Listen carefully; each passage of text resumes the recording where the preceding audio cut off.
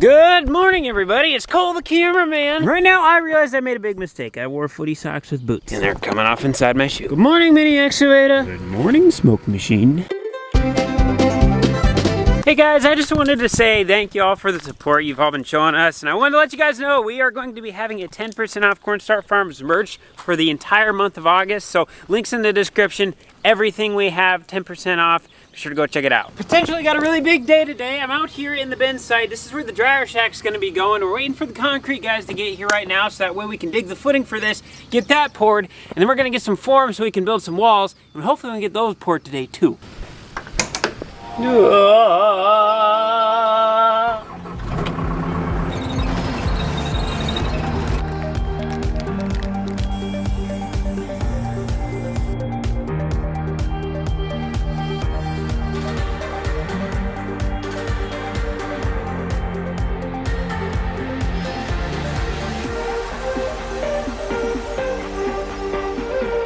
We got Cole out here playing around with a mini hoe. He's making some trenches here. These are going to be our forms for our support of the building.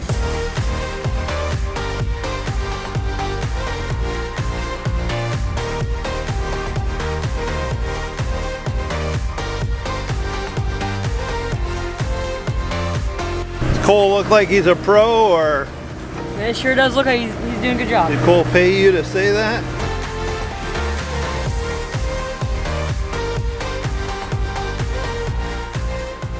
I think it's pretty safe to say I'm the world's greatest mini excavator operator.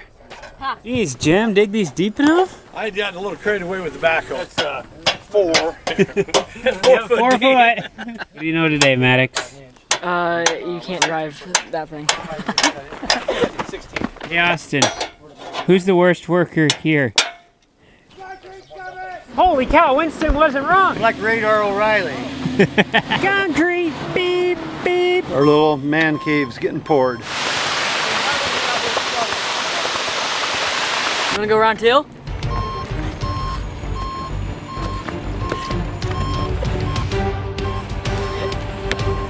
Hey, don't hit that stake back there, boys.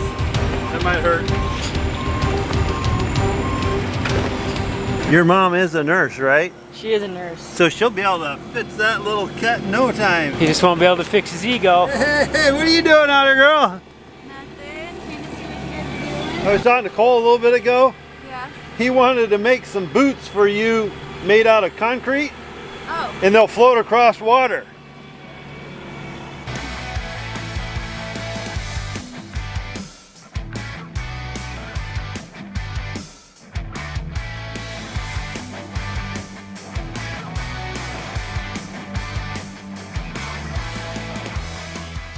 Well, there she is, guys. We got the footing poured. All of this is going to be buried underground, so it doesn't really need to look pretty. As long as all this stuff is level all the way around, that's the only thing that matters, because we're going to be building a wall on top of that, and that wall is going to be probably about right here where my hand is, so we won't be seeing any of that. Let's check in on Sable here. She just ran to get some concrete forms and stuff, and it actually looks like a pretty good sized load on there. Got to unload all these pallets. No, they're not pallets, they're called concrete forms for our little, let's just call it the little man cave. Guess what?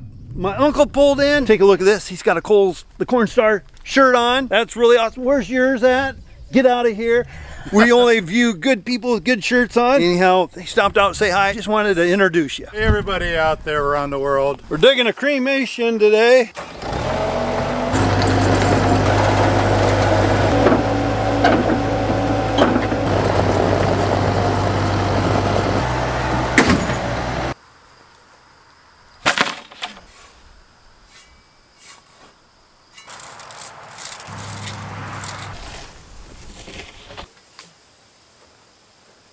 Just kind of check things over here and make sure everything looks nice. I'm not gonna lie to you guys. I went inside after the concrete guys got done.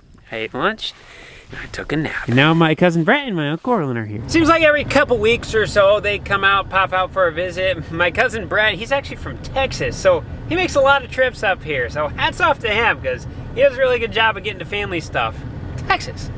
Drives in the middle of Iowa. And it's always fun when my Uncle Orlin comes out because he has so many interesting stories of how they used to do stuff, and he worked alongside with my great-grandfather, so that's really one of my very few connections I have of being able to know stories of my great-grandfather and working with mules and just a lot different farming. So he's always in awe on how the equipment's changed and everything. And fun fact, before my grandpa started farming, my Uncle Orlin actually farmed before him, and we bought our grave digging business from my Uncle Orlin. Our Bobcat's still broken. The left side track just kind of has a mind of its own, so it does what it wants to do.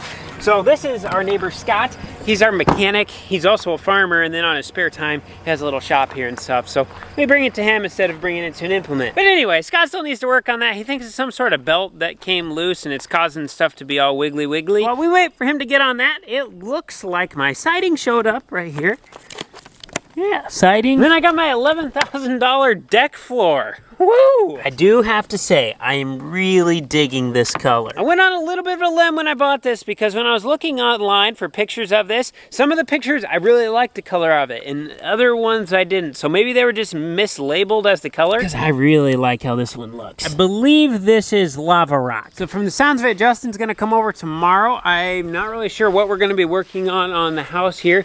We are ready to put siding on, so I think he's gonna put new Tyvek up top. So we might be starting to slap some siding up there. And I know he also still needs to wrap the windows, so that way they're wrapped white like this instead of that gray. He could also be slapping some decking on. I don't really know. As for tonight, looks like Scott got a new seal in on the cylinder here for the skid loader. So he could get this slapped back on, and we could go back to picking up some more stuff in the back. But it is Friday night, and Ava wants to go out for a movie tonight.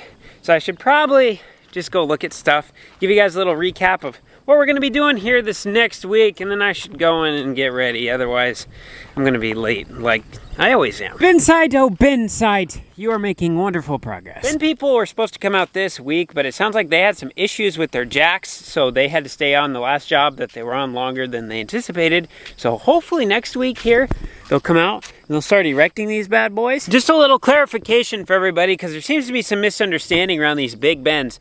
Each one of these is going to hold 120,000 bushels of corn. So there's going to be 240,000 bushels of storage between these two pads here. And for those of you who don't know what a bushel of corn is, that's 56 pounds of corn. There's going to be about 6.5 million pounds of corn per bin. And these bins are from AGI. They're going to be 17 rings tall. Or in other words, they're going to be 10 feet shorter than the leg. But 60 feet wide, which is as wide as that building over there. And in regards to our electrical pad over here, we called Alliant Energy 2 weeks ago, and they said it'd be 2 to 3 weeks before they would be able to bore 480 electricity out to here. So that way we can get all this hooked up, and then we'll be able to get the site juiced up. So hopefully here this next week, they'll be showing up. From my understanding, they're going to be bringing in 483 phase from about 2 miles away, and then they'll bring it up to here, and then they'll bore it underground, so we won't have any overhead lines or anything. There's going to be an on-ground transformer over here, and I am very grateful for that because I just don't like wires. Equipment just seems like it's getting taller and taller and taller, and you just kind of forget about a wire there because most places don't have wire around here. On Cornstar Farms here, we do have one set of overhead wires right along the driveway, and I would not be opposed to asking Alliant Energy if they can bury those underground, because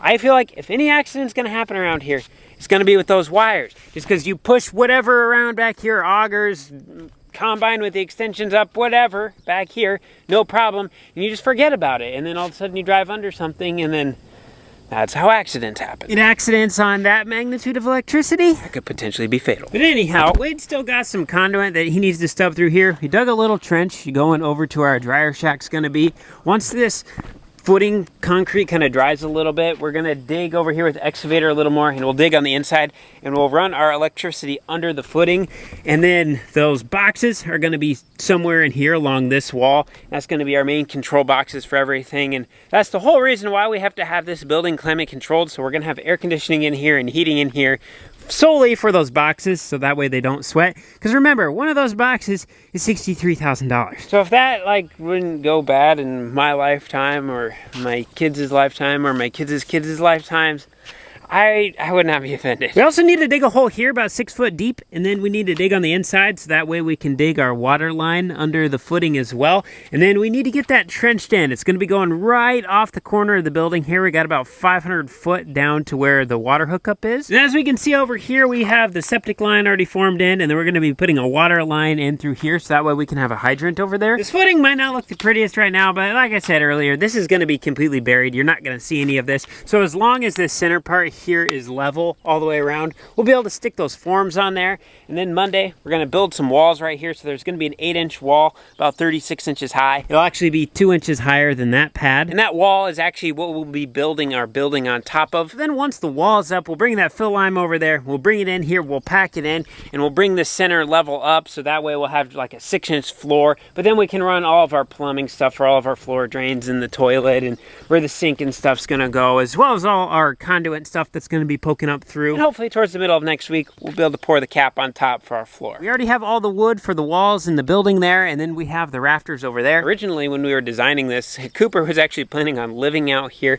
So we were gonna go 2 stories with this. This is 16 by 30. But then we kind of got discussing it a little more, and Cooper decided that wasn't a route he wanted to go. So we were gonna put siding on the outside and then have the same shingles that I have on my house on here. Right now we're thinking white tin with some blue accents, just like our main heated shop is. Because if down the road we ever get a wild hair and decide to re-tin the entire big machine shed here, first off, we'll redo the poles in the ground when we do that, but also then we can redo the color scheme on that, and then we can make that white with the blue accents as well. They did get the final pillar poured today, so now all of these are drying. When the Ben crew comes out, it sounds like first thing that they want to build is that overhead system. So they're actually going to use this hopper bottom pad here to build that 18-foot, 5,000 bushel overhead bin, and then they'll pick it up with the crane and they'll set it up there. And then while the crane's here, it's going to lift up the leg and the hopper bottom. It'll bring the leg right on top of this, and then it'll bring the hopper bottom over to here. And as far as what's left here, we have our dryer pad, and this pad is actually designed for a different dryer than what we currently have. Within the next year or two, we'd like to be upgrading dryers, so we designed this for the dryer that we'll be getting. We do not have our LP tank pads poured yet. We're really not quite sure where we're wanting to put those. We're going to be going with 2 1,000-gallon tanks, and then we also have a third one over by my house on wheels if we need to roll that over here. We kind of talked about getting like a 5,000-gallon bullet, which is the massive tank. Our LP guy is a local guy. He lives 9 miles away, and he drives by every day during harvest. So having a 5,000-gallon tank, if we had to wait a long time for LP, that would be nice, but our guy comes every day, so we'll get by with the 2 1,000s. So for this year, we're just gonna have a gravel area that we're gonna set them on for now until we figure out where we permanently wanna place them. We kind of talked about putting them here, but they like them 50 feet from the dryer. And right here, it would put it like 25 feet away from the dryer and 25 feet away from where all the electricity comes in. And that just sounds like an accident waiting to happen. Now, this is gonna be a little bit hard to understand from where we're standing right here, but this bin site is actually designed to where we can have 2 more bin pads just like this right here. And then we can take this side and have an exact symmetrical image on the other side. Right here is the center of the whole bin site. So we have hopper bottom pad, 120,000 bushel, 120,000 bushel. So this side is designed to have hopper pad, 120,000 bushel, 120,000 bushel. And then we'll also be able to have a row of another 4 sets of 120,000 bushel bins on the back. And that actually works out really well because on this side, we're gonna have our dryer shack. But on this side, in the same spot the dryer shack would be, except on the other side, we're gonna have the septic tank. And this will be an area we're not gonna be able to drive into because that would stink if we dropped a semi into it. But then also, as far as symmetry goes, we have the electrical panels over there. So I was thinking, what if on the other side we put the LP tanks? But before we can do that, we need to get our driveway situation figured out. Since the pit here is like 3 feet out of where the virgin ground was, we have to build our ramps going off the end of this. So we're gonna be using all that dirt over there. And we also got another big pile over there. And we wanna be able to build really gradual ramps going off both sides. So that way we don't have a big incline with the semi coming up. But we also have to build this going out as well, so that way we just don't have a major drop off over there. And how can I forget? We also have to fill up this area here and the area in between the dryer shack and the leg pad. And last but not least, where I have that conduit line running through there, we need to get the ground up to the hopper bottom pad level going across, kind of up towards where that yellow tape is there. So that way, if any water's coming down the hill, it'll hit the ground going this way here, and all that water should flow right through there. The last thing I want to have is have a big old puddle area collecting up right in there on the other side of the dryer shaft. So when it comes to the driveway here, we have a whole bunch of different options we're running through our head. One of them is we'd be able to go straight off the pit here, and you just about hit the corn, and then you'd be able to hairpin around, and that would work really well because you'd be able to hit that auger easily with a semi, so if you're filling soybeans, you wouldn't have any issues getting into there. But then there's the part of me that says, okay, well, what if we just came off of here and didn't quite take it out as far, but then we'd be able to have a wraparound driveway going around the back side of the bend there. and then it would connect up to the main driveway on the other side of that building. So then we'd have just a big old wraparound driveway here. There'd be no backing up involved anywhere on the farm, and then if someone needed to load beans, they'd just be able to come right around that bend and then just pull under that auger. My only concern with that would be during harvest, if we have 40 trucks a day coming through here, I don't want 40 trucks worth of dust passing right in front of my house. So that leaves us with our last option of being able to come up off the pit here and then taking a right and going all the way up to the edge of the corn over there, and then we'd be able to wrap around all the bends and then just shoot down the main driveway. Which the only downfall to doing that is we'd have to add in some extra rock over here, so that way if we were coming up and needing to fill up with beans, we'd be able to have enough room to get around and get under that auger. Option 3 is everyone's favorite right now. I think it would be the cleanest, it would be the most simple, and then we'd also have our driveway already made along the edge of the fence there, so when we do need to expand down the road, the driveway would already be in place back there. We just want to make sure that whatever driveway option we go with, that it's nice and easy to get into, everything's a nice straight shot, because if we make it so tight where you have to turn at just the exact spot in order to hit the pit straight enough on, mistakes are going to happen and things are going to get broken. And corn will also get spilled. I'm done with rotten corn. And also with the approaches going up to our driveway, man, I feel like I'm talking about the driveway a lot right here, but this is all fill. We're bringing in 3 feet of fill right here, and basically it's going to start back where that truck's at, and it's going to be a very gradual incline coming up to here, and then it's also going to be the same going off the end. Originally, we talked about pouring a 30-foot concrete apron going off each end of the pit, and then the sides here, so basically everything within these pillars would also be concreted, so that way it'll be nice and easy to clean up everything. We'll have a good surface to walk on. But my concern is, with this all being fill, this is no doubt going to settle. And when we have hundreds of 80,000-pound semis driving across this, if there is any air pockets in this fill at all underneath the concrete, they are going to settle out, and that concrete is going to crack up in a very short amount of time. Right now, we're kind of thinking if we get that dirt back over here, we get all of our approaches made and everything, we bring in rock on here, we run it a season, make sure everything gets packed down nice, maybe run it 2 seasons, so that way we have a really solid base underneath everything here. Then we'd be able to shave some rock off the top if we wanted to, and then we could pour our concrete aprons. I also forgot to mention with this dryer shack here, since we will be heating and cooling it, we will be putting in 2 inches of floor insulation under the concrete, and then we're going to spray foam the inside of it. So if anyone has any good people they would recommend for spray foaming in central Iowa, leave it down in the comments, because I honestly don't know who to go to. We also want the driveway to allow us to be able to drive through whichever way we want, so if the wind's blowing one way, we can go to the side that the wind is not. With our dryer shack here on the side, this is kind of how we got it laid out, so when you come across with the semi, you'll basically stop about right here, and then you'll have the door to walk into the building. So once we're in the building here, there's going to be a wall right through here, basically right on the edge of this concrete. So we're going to have all of our electrical panels here along this wall. Then there's going to be a door right here, and then there's going to be a door right here. So this door in the back here is going to be the bathroom. We'll have a toilet, a sink, and a shower. I don't know where we're going to have that walled in yet, but basically this area right here is going to be the bathroom. And then this front door here, we'll be able to walk in. This is what Dad calls the man cave. So this is basically going to be a kitchen. We'll have a little couch in here, probably a pull-out couch. So that way, during harvest time, if someone was to stay here and watch the dryer, we'd be able to sleep in here. We'll also have a fridge, a microwave, an oven. Basically, it's just going to be a little break room. Now, unfortunately, this bin here is not going to be a part of this setup. This facility over here is just going to house corn, at least for now. But this is going to be one of our soybean bins. So this holds about 30,000 bushels of soybeans. And then 2 miles down the road, we have 2 more 12,000 bushel bins that will hold soybeans. We planted 1,015 acres of soybeans this year. So if we have a good soybean crop, we're not going to be able to store all of our soybeans, but we should be able to store all of our corn unless we yield like 255. But if we have to sell some surplus out of the field, we're not going to be offended. I guess I forgot a bin, because we're going to be keeping this 12,000 bushel soybean bin as well, and possibly that little one there. We're not really sure what we want to do there yet, but these 2 big ones here, they're going to be getting destroyed. This one does not have a roof on it.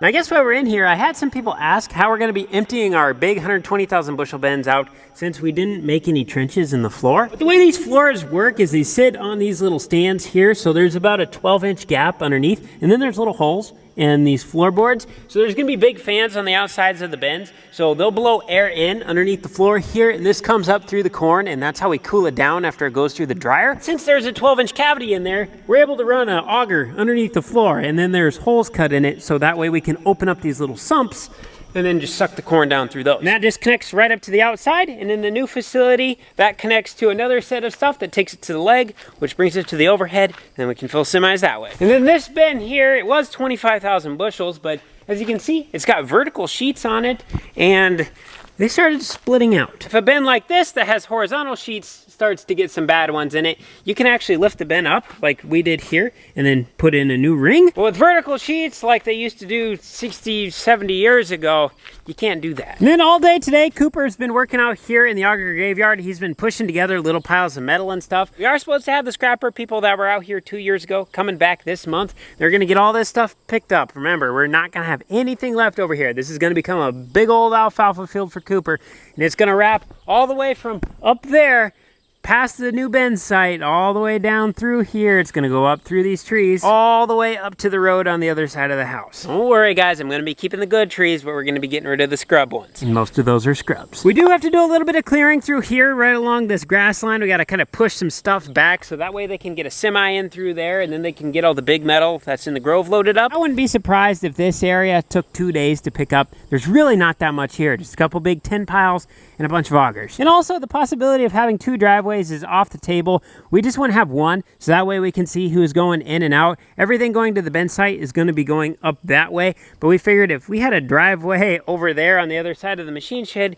you wouldn't be able to see who is coming in over there, and that just gives people an extra access point that I can't see from the house, and I don't like that. If anyone has any suggestions on what I am supposed to do with this concrete once the upper bottom and the leg are gone, we're just gonna have this 70, 85 yards of concrete sitting right here, and whatever that is. It would be a pretty cool place for a grain bin gazebo, but at the same time, I kind of would like this area of my driveway open.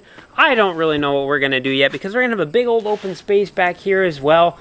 We'll be able to get this all leveled off and smoothed out nicely. And unfortunately, this electrical panel has to stay here because some of it's tied to the building that's over there, and some of it's tied to the house, and some of it's tied to the big machine shed. So if anyone has any creative ideas for what we can do with those concrete pads, I'm all ears. I'm just really looking forward to the day that the grove out there looks like this alfalfa field. I've been working on this project for 5 years, and the day when that comes true is coming very soon. For those of you guys who are still mad at me about wanting to tear down these trees, in the bottom of the hill here, there is a little draw that runs through, so everything on the other side of the draw, all those trees are gonna stay. I'm gonna go out there and clear up all the dead ones and all the ones that are on the ground and stuff, but all the ones that are standing, we're gonna leave that into a natural habitat area, so that is going to be staying there, so we are still gonna be having the tree break there. So basically, most of the trees you can see right now are gonna be staying. I wish I had more working content for you guys today, but it was just one of those days. It was a lot of hurry up and waiting, and it was a lot of watching, and